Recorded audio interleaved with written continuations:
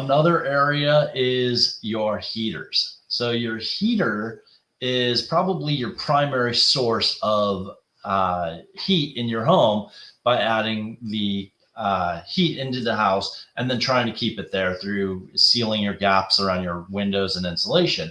But in order to make sure your heater's working properly, you do want to make sure you do a few things. One easy thing you can do, first, change your filter.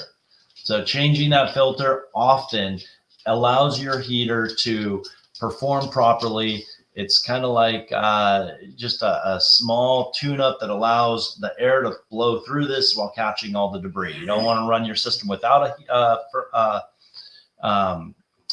filter, and you don't want to run your system with a dirty filter. So it'd be like drinking through a straw that is clogged up through dirt and debris. You want a nice clean filter so that the air flows through easily and you catch everything that's going through. So then you want to check your flue pipes. So making sure that the flue pipe, and that's where the gas escapes when you have a furnace, is clear. If it's not, a lot of that carbon monoxide could be pushed back into your home.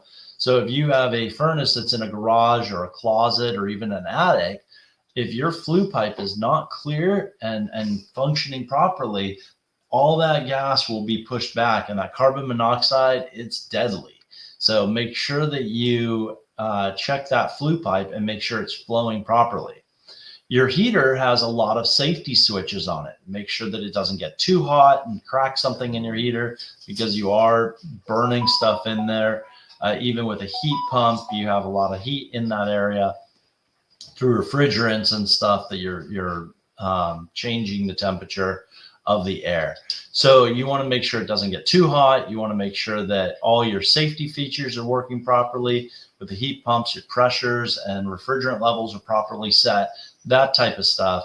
And then make sure that your fans, motors, things like that are all clean and blowing properly.